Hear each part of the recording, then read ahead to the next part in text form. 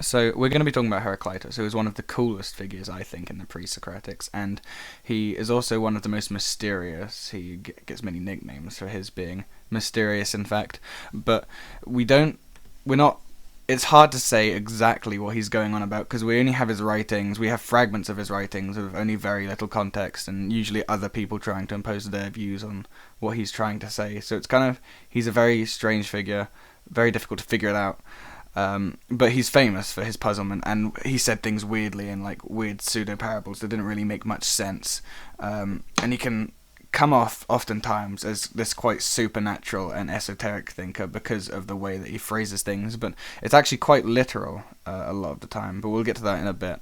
We'll start with him. He thought quite a lot of himself. He thought he was, he was intelligent and everyone else was stupid, and we can see this in one of the fragments where he says, quote, "The learning of many things teacheth not understanding, else would it have taught Hesiod and Pythagoras, and again Xenophanes and Heraclitus," unquote. So, like, right there, he's essentially just saying that the people who've come before him are idiots, and, he knows better than them. He knows better than Pythagoras and Hesiod and Xenophanes and all those people, which just shows that he thought a lot of himself.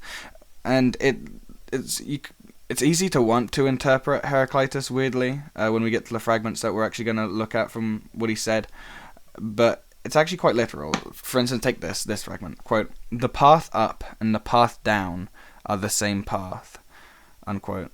Now that sounds quite mysterious and quite strange and unusual and supernatural in some way. And you've also got another one that says, quote, "You cannot step into the same river twice," unquote.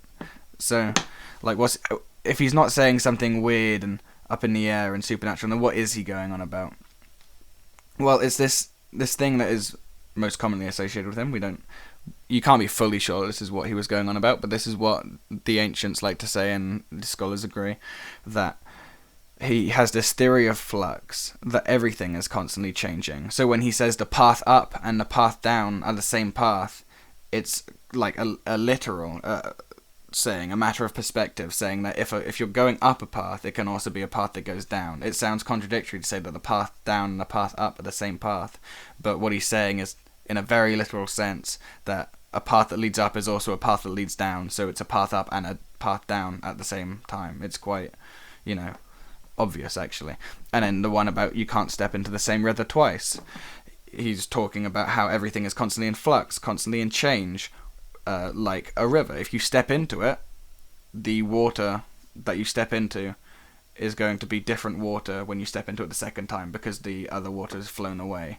And we see a quite direct explanation of his, not explanation, but expositing of his theory of flux in the fragment where he says, quote, "The only thing that is constant is change," unquote, which is obviously his big deal, that everything is constantly changing, that everything is in flux, nothing is the same. And that's the general idea we get from quite a lot of his fragments, actually, that it's just about how everything is changing and stuff. So we have quite a lot of Heraclitus fragments, so I won't just list off one. So that's pretty much what he's trying to say. In terms of other things he thinks, Aristotle tells us, at least, that his material principle is fire. If you need reminding, a material principle is essentially the fundamental, like the prima materia, the fundamental thing that everything is made out of. This is quite common in the Presocratics, and Heraclitus thought that everything was fundamentally made of fire, according to Aristotle at least. And the scholar M.M. Macabre suggests that he also thinks the soul is made of fire, from his fragment where he says, quote, "For it is death to souls to become water," unquote. Which kind of makes sense. If the soul is made of fire, then dampening would be bad for it. And if everything is made of fire, then of course the soul would be made of fire, etc. That's what Macabre thinks, at least.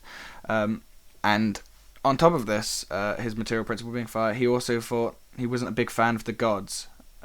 Or maybe he was a fan of the gods and just not a fan of what he could perceive as man-made religion, which would be a topic in other Presocratics, mainly Xenophanes, who had a similar opinion that, men are just making things up based on their own pretensions. But Heraclitus himself was quite biting in what he had to say, for instance, in reference to the mysteries, which are a very important, very sacred thing in the ancient world. He said, quote, "The mysteries practiced among men are unholy mysteries." So He's profaning them.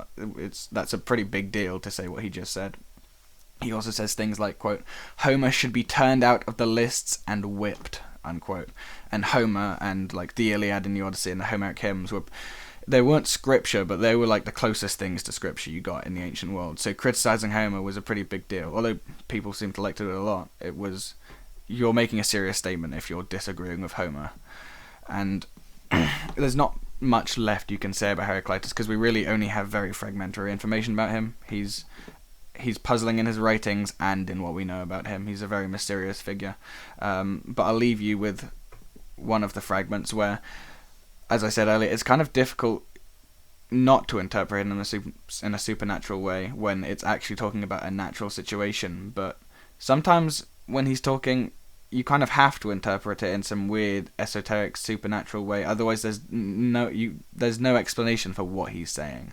Such as this fragment, which is my favourite, where he goes, quote, The immortals are mortal, the mortals immortal, each living the other's death and dying the other's life. Which is pretty cool. You can't tell me what's going on there.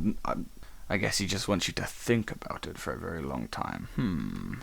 But, yeah, like I said, he's a very difficult figure. We don't know much about him. We only have fragmentary information about him and what he wrote. It's a bit all over the place, but he's very interesting because of all his sayings and fragments and parable things. Just fascinating to read and think about and try and figure out what on earth he's going on about. So, whilst not much can be made for Heraclitus, he is certainly very cool, and definitely the coolest of the pre-Socratic philosophers.